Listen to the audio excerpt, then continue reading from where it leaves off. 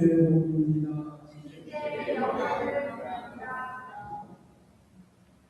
그날 예수께서는 집에서 나와 호숫가에 앉으셨더니 사람들이 또 많이 모여들었다. 그래서 예수께서는 배에 올라가시고 군중은 그대로 모두 호숫가에 서 있었다. 예수께서 그들에게 여러 가지를 비유로 말씀해 주셨다. 씨 뿌리는 사람이 씨를 뿌리러 나간다. 씨를 뿌리는데 어떤 사람은 길바닥에 떨어져 새들이 와서 쪼아먹는다. 어떤 것은 흙이 많지 않은 돌밭에 떨어졌다. 싹은 건 나았지만 흙이 굳지 않아서 해가 뜨다 타버려 뿌리도 붙이지 못한 채 말았다. 또 어떤 것은 가시덤불 속에 떨어졌다. 가시들이 자라자 숨이 막혔다. 그러나 어떤 것은 좋은 땅에 떨어져서 맺은 열매가 100배가 된 것도 있고 60배가 된 것도 있고 30배가 된 것도 있다. 들을 게 있는 사람들은 알아들었다. 내가 그들에게 비유로 말하는 이유는 그들이 보아도 보지 못하고 들어도 듣지 못하고 깨닫지 못하기 때문이다.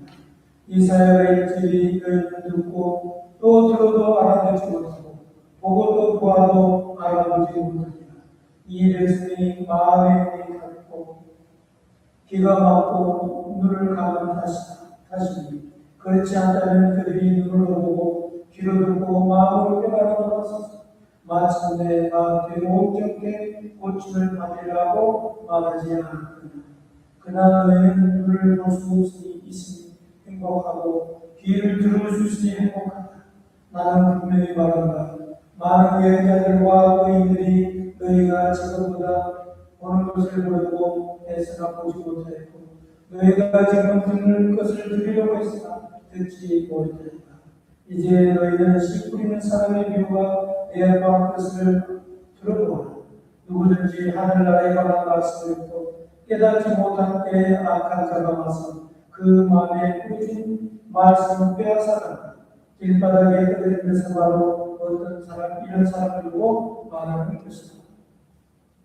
또 돌밭에 떨어진 것은 그 말씀을 보고 기꺼이 받아들이긴 하지만 그 마음속에 끌어다니지 않아 오래가지 못한 사람을 보고 말하는 것이다.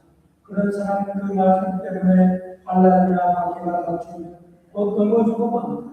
또 가신덤불에 떨어지는 것은 말씀을 듣기나 하였지만 세상 걱정과 재물의 유혹에 말씀을 들으며 열매를 못하는 사람을 보고 하는 말이다. 그러나 좋은 땅에 떨어졌다는 것은 그 말씀을 듣고 잘 깨닫는 사람을 두고 하는 말이다. 그 말씀은 100배 혹은 60배 혹은 30배의 열매를 맺습니다. 이는 주의 복음입니다. 성부와 성자와 성령의 이름으로 다 같이 앉으십니다.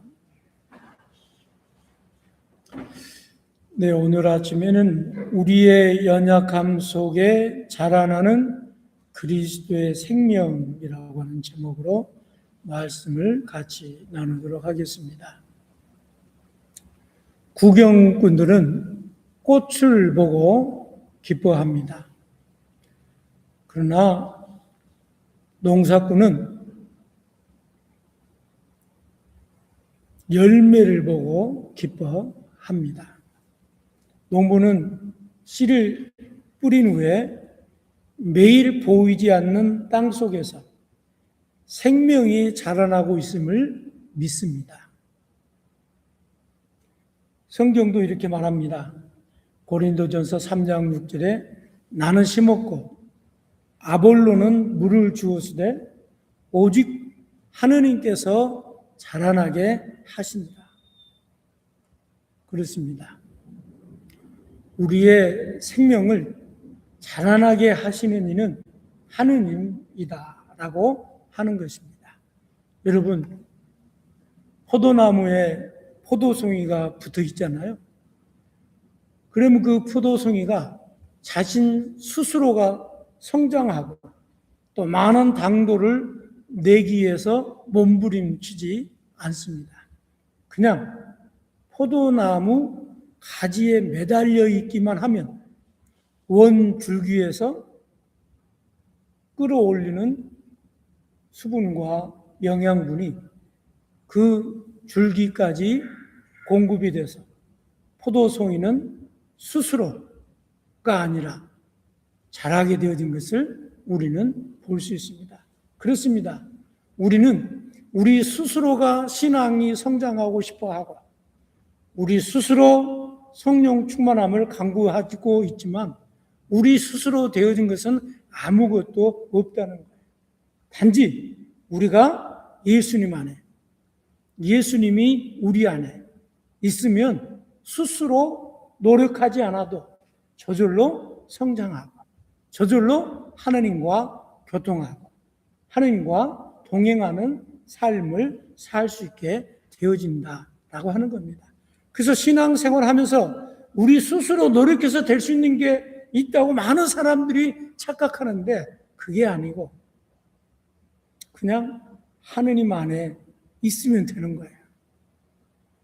그러면 하느님께서 때에 따라서 필요한 은혜도 주시고 때에 따라서 하느님께서 우리의 모든 것들을 공급해 주신다라고 하는 겁니다. 그래서 사도 바울은 나는 심었고 아볼로는 물을 주었으되 오직 하느님께서 자라나게 하신다 하는 겁니다. 그래서 우리 신앙의 성장은 내 노력으로 되는 게 아니에요. 주님의 은혜로 우리의 신앙이 성장하고 우리의 믿음이 자라나게 되어지고 그것이 바로 그리스도의 생명이다라고 하는 겁니다. 그래서 생명을 자라게 하시는 분은 오직 하느님 한 분뿐이십니다. 우리의 신앙도 마찬가지입니다. 우리가 기도를 열심히 해도 열심히 말씀을 들어도 우리는 그대로일 때가 많아요. 저도 가끔씩 목회하면서 질문이 생길 때가 있어요. 하느님, 내가 1년 365일 가운데 52주를 우리 교회 신자들을 향해서 말씀을 준비하고 선포하는데 그리고 선포할 때 제 기대가 있어요. 근데 그 기대가 있는데 1년 지나서 내가 보면은 우리 신자들은 그대로 있는 것 같아요. 변하지도 않고 그 작년이나 올해나 또 내년에도 어쩌면 그대로 있는 것 같은 그런 마음이 들 때가 있어요. 그러면 제가 내가 지금 말씀을 증거하는 것이 이게 내가 뭘 잘못 증거한 건 아닌가? 아니면 내 생각, 내 의지, 또 아니면 내 어떤 갈망을 신자들에게 내 스트레스를 풀기 위해서 하는 설교는 아닌가? 그런 마음이 들 때가 있습니다. 그렇습니다.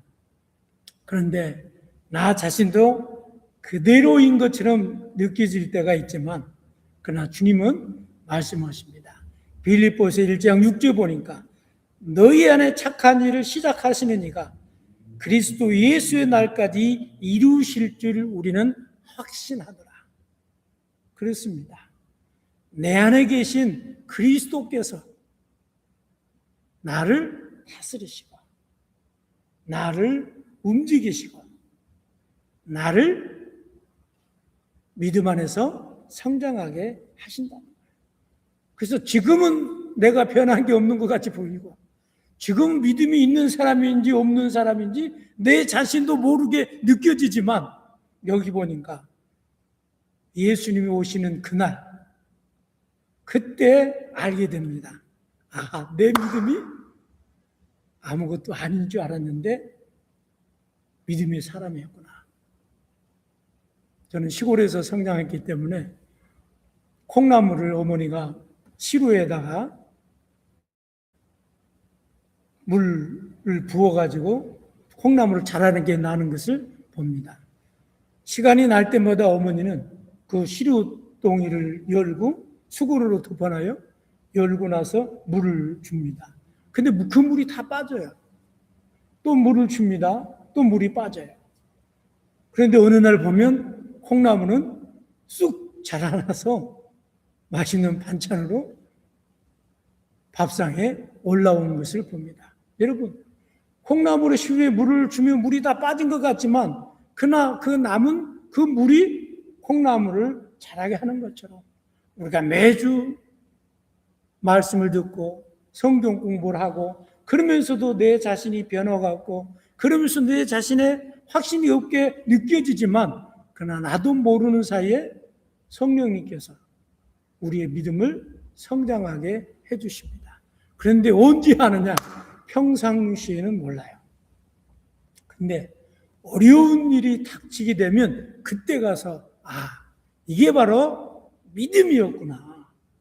이게 바로 하나님께서 나를 인도하시고 이끌어 주시는 은혜라고 하는 것을 느끼게 되어집니다. 그래서 우리는 보지 못하지만 하나님은 지금도 우리 안에서 역사하고 계시고 지금도 우리와 함께 하심을 우리는 믿을 수 있어야 합니다. 그래서 첫 번째로 하나님은 우리의 연약함 속에서 자신의 계획을 이루신다. 창세기 25장 19절로 34절에 야곱이라는 사람이 나옵니다. 이 야곱이라는 사람을 생각해 보면 이 사람은 믿음의 사람하고 거리가 먼 사람이에요. 첫 번째로 이 사람은 욕심이 많은 사람입니다. 두 번째로 이 사람은 약간 사기성이 있어요. 사기성이 있어요. 그리고 인생을 사는데 자기 방법대로 사는 사람이에요. 자기 생각과 자기의 지식과 자기의 경험과 자기의 타고난 성품을 가지고 살아가는 사람입니다. 리브가의 가정 역시 편애와 갈등으로 가득 찬 곳이었습니다. 그 아이가 그렇게 태어났다면 엄마가 잘 길러야 되잖아요. 근데 엄마는 또 그 녀석이 타고난 기질을 그대로 그 녀석을 양육하고 기르게 되어집니다. 그래서 놀라운 것은 하나님께서 그런 가정을 버리시지 않았다는 거예요. 그리고 그렇게 삐뚤어지게 자란 그 자식을 하나님께서는 포기하지 않으셨다는 거예요. 여러분의 신분은 어쩌면 야곱보다는 나을 거예요. 제가 보기에. 그런 야곱도 하나님께서 들어서 사용하신 걸 우리는 알 수 있습니다.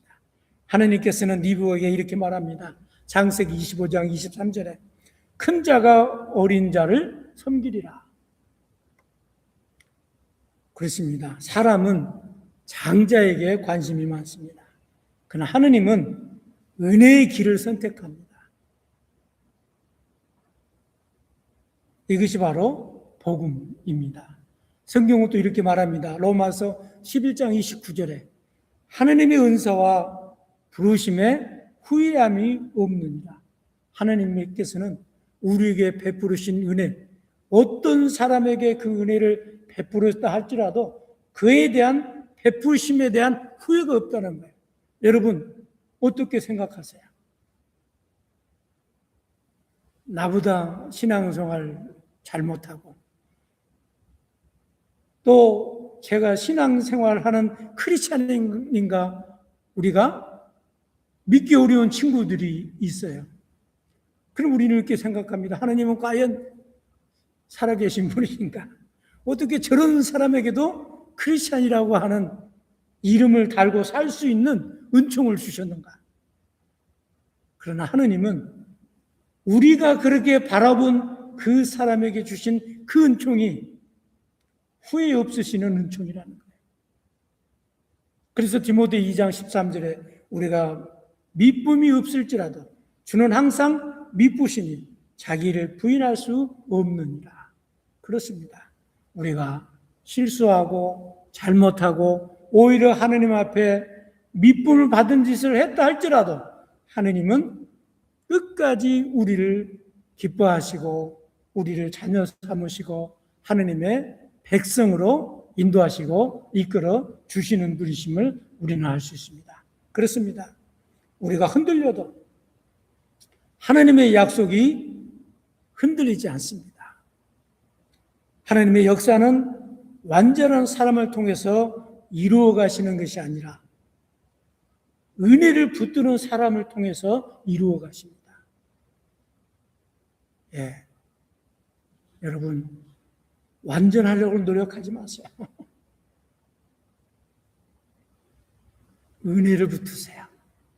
그 은혜가 우리를 사람으로 만들고 그 은혜가 우리를 주님의 백성으로 이끌어 주십니다.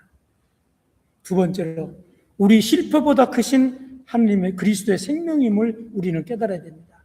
우리는 야곱의 이야기를 통해서 하나님은 완전한 사람을 선택하지 않아야 하시고 부족한 사람을, 흠이 있는 사람을 들어서 사용하신다라고 하는 것을 보았습니다.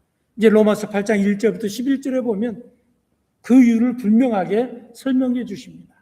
1절에 보니까 그러므로 이제 그리스도 예수 안에 있는 자에게 결코 정죄함이 없나니 라고 기록이 되어져 있습니다. 이 한 구절만으로도 복음의 완성이 됩니다.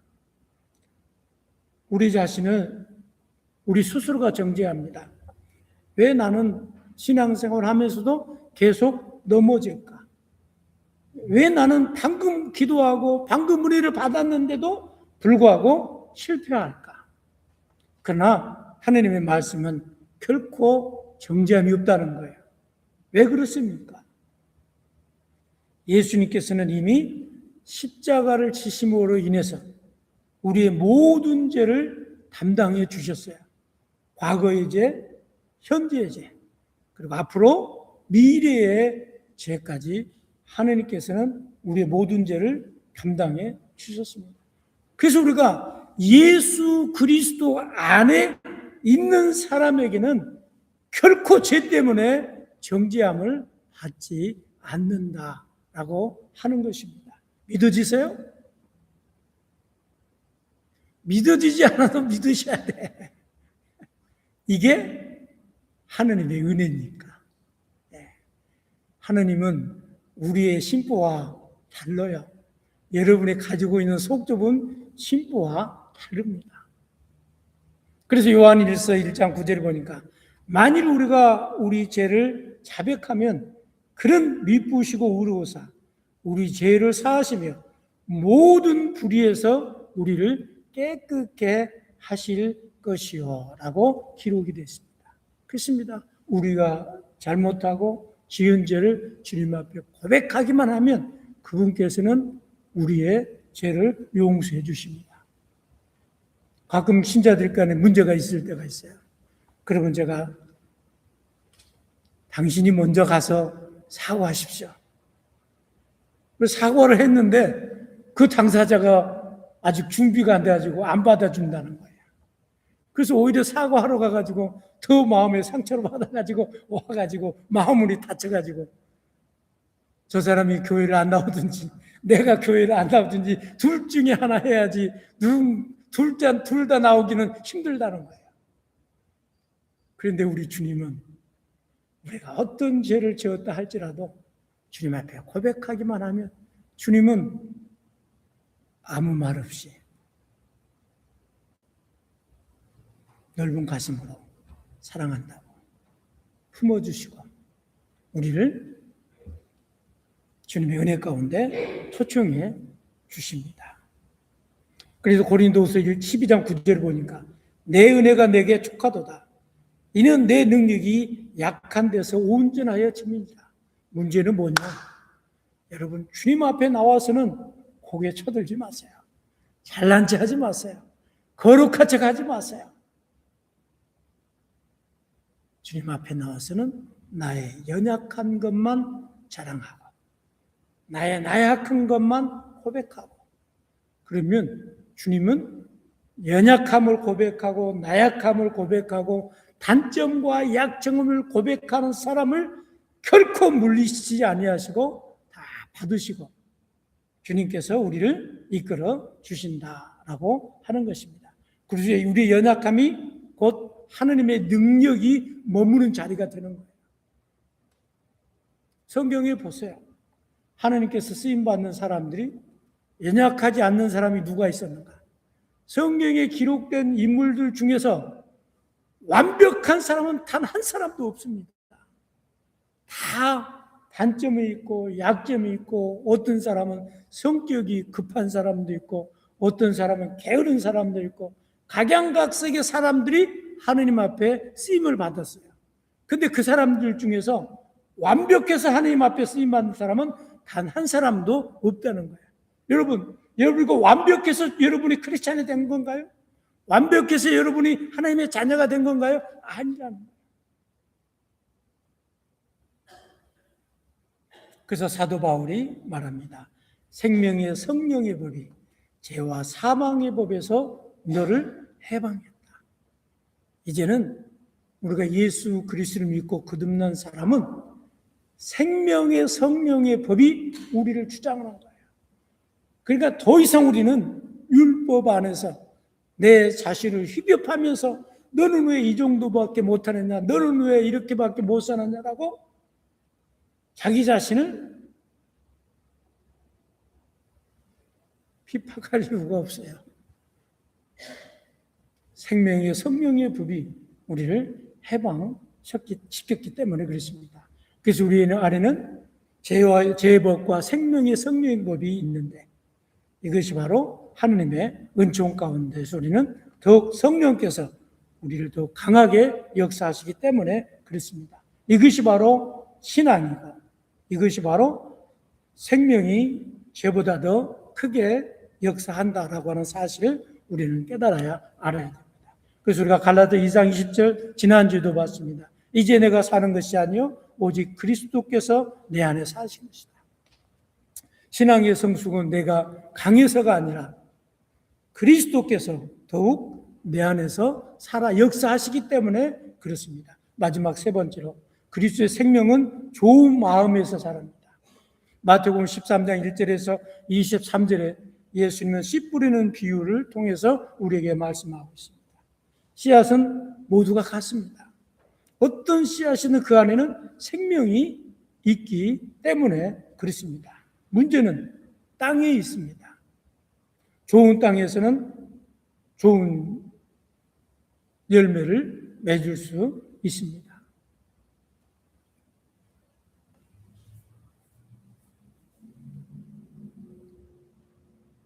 또 성경은 이렇게 말합니다.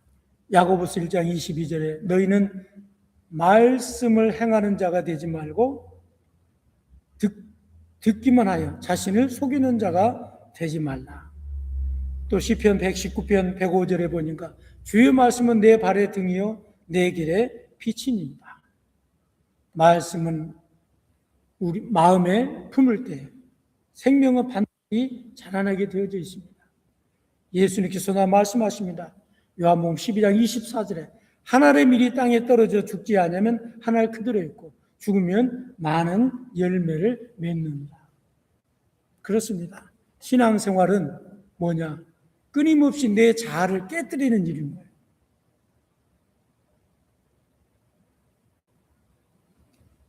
내 자아가 깨어져야만이 내 안에서 그리스도의 생명이 자라나게 되어진다라고 하는 것입니다. 그러나 자아가 주님 앞에서 내려놓을수록 생명은 더욱더 풍성해집니다. 혹시 여러분의 마음이 길가처럼 굳어져 있습니까? 돌밭처럼 얕아져 있습니까? 가시들기처럼 염려와 근심으로 세상의 것으로 가득 차 있습니까? 오늘 주님 우리 마음에 다시 쟁기로 갈아엎어서 말씀이 떨어질 때 그 생명이 자라나게 되어지고 그 생명이 자라나서 30배, 60배, 100배의 결실을 맺는 저와 여러분이 되어지기를 소망합니다. 말씀의 결론을 맺습니다. 잠언 24장 16절에 보니까 의인은 7번 넘어질지라도 다시 일어난다라고 말씀하고 있습니다. 우리가 신앙생활하면서 넘어질 수 있어요. 실패할 수 있어요. 죄를 지을 수 있어요. 그러나 의인은 7번 넘어져도 8번째 다시 일어난다는 거예요. 그럼 그 의인은 뭐냐? 로마서 1장 17절에 보니까 의인은 오직 믿음으로 말미암아 살리라. 우리는 자꾸 강해지려고 합니다. 그러나 복음은 그리스도를 더욱 의지하라고 말씀하고 있습니다. 바울은 마지막으로 이렇게 고백합니다. 고린도전서 12장 19절 내 은혜가 내게 족하도다. 이는 내 능력이 약한 데서 온전해진다라고 말씀하고 있습니다. 그러므로 자신의 약함을 두려워하지 마십시오. 좋은 마음밭의 말씀을 받아들이십시오. 그리고 우리 안에 심겨진 그리스도의 생명은 반드시 자라서 30배, 60배, 100배 열매를 맺게 될 줄로 믿습니다.